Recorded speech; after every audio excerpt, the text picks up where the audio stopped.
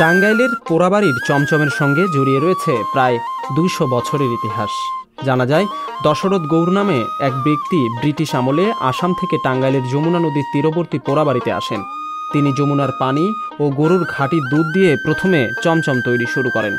পরে সেখানেই মিষ্টির ব্যবসা শুরু করেন তিনি। ধীরে ধীরে পোড়াবাড়িতে অর্ধশত চমচম তৈরির কারখানা গড়ে ওঠে। পোড়াবাড়ির সে জৌলস আর নেই। বর্তমানে টাঙ্গাইল মিষ্টিপট্টি হিসাবে খ্যাতি পাওয়া শহরের ৫ আনি বাজারে মিষ্টির দোকানগুলোতে চমচম তৈরি ও বিক্রি হচ্ছে। এখানকার প্রতিটি মিষ্টির দোকানেই এখন নির্ভেজাল পোড়াবাড়ির চমচম পাওয়া যায়।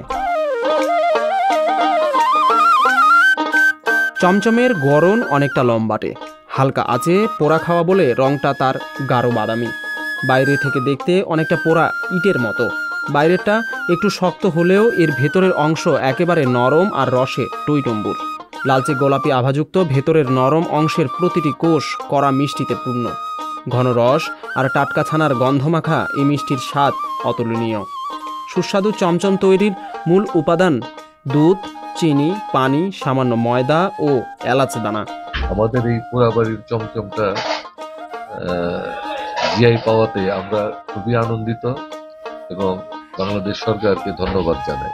এটা সারা বিশ্বে ছড়িয়ে পড়ুক, ইয়েতে আমরা এটাই কামনা করি। আর আমরা চেষ্টা করি যে এটার মান ধরে রাখার জন্য। এটার মিষ্টিটাতে কোনো রকম কোনো কৃত্রিম কোনো জিনিস তো দেওয়া হয় না। এটার মধ্যে শুধু দুধ, চিনি আর সামান্য কিছু ময়দা লাগে, এছাড়া আর অন্য কোনো কিছু এটার মধ্যে ব্যবহার করা হয় না। জেলার অর্থনৈতিক খাতকে সুরক্ষিত রেখেছে এই চমচম শিল্প। আর এই সুস্বাদু চমচম তৈরির কাজে জড়িত রয়েছে শত শত কারিগর। আগুনের তাপে তাদের অক্লান্ত পরিশ্রমের কারণেই এগিয়ে চলছে চমচমের দীর্ঘ পথ চলা। আমাদের চর এলাকাতে অনেক দেশি গরু আছে, সেই দেশি গরুর দুধ দিয়ে আইনে তারপরে ছানা কাটা হয়।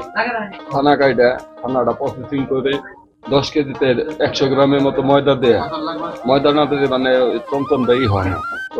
তারপরে ওই শিরার মধ্যে চমচমের চিনির শিরার মধ্যে চমচমটা ভাজা হয়। চমচম স্বীকৃতি পাইছে, আমাদের অনুভূতিতে অবশ্যই ভালো লাগে। আমাদের এখানে বিভিন্ন চর এলাকার থেকে দুধ আসে, সেটা আমরা জাল দিয়ে তারপরে ওটাকে ছানা কাটে ফ্যানের বাতাসে ঠান্ডা করে আমরা ঝরিয়ে তারপরে এখানে নিয়ে আসি।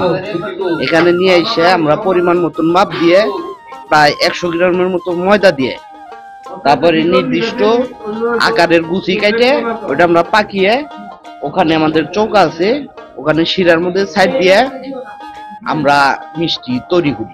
আমাদের টাঙ্গাইলি চমচম এমন একটা মানে ঐতিহাসিক নাম করছে, সারা বিশ্বে জানে টাঙ্গাইলের পোড়াবাড়ির চমচম। সেই বিষয়টা আমাদের টাঙ্গাইলের পোড়াবাড়ির চমচম ধরে রাখছে আমাদের টাঙ্গাইল বাসীরা।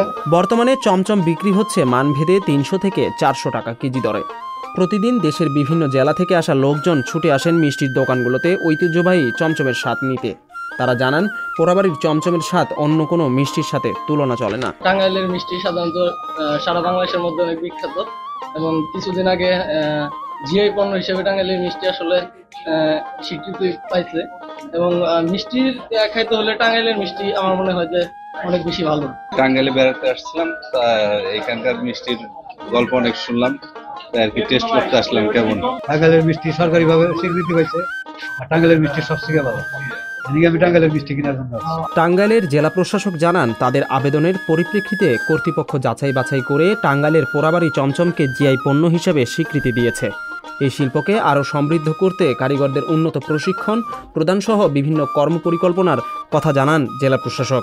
যে চমচমটি আমরা ইতিমধ্যে জিআই পণ্য হিসেবে স্বীকৃতি পেলাম, এর ইতিহাস কি, কিভাবে এই পণ্যটি মানুষের নিকট সমর্পিত হয়েছে এবং সামনের দিনগুলোতে চমচমের গুণগত মান অক্ষুণ্ণ রেখে কিভাবে দেশে বিদেশে সকলের কাছে এই টাঙ্গাইলের চমচমকে একটা প্রসিদ্ধ শিল্প, খাদ্য শিল্প বা অন্যান্য বিষয়গুলো বিবেচনা করে তুলে ধরা যায়, তার জন্য আমরা কার্যক্রম চালিয়ে যাচ্ছি।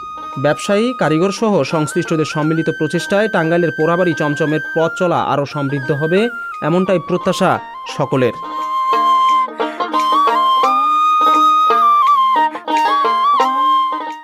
সংবাদ সংবাদ, ফিচার ও অনুষ্ঠানের জন্য ভিজিট করুন সংবাদ প্রকাশের ওয়েবসাইট এবং যুক্ত থাকুন ফেসবুক পেজ ও ইউটিউব চ্যানেলের সঙ্গে।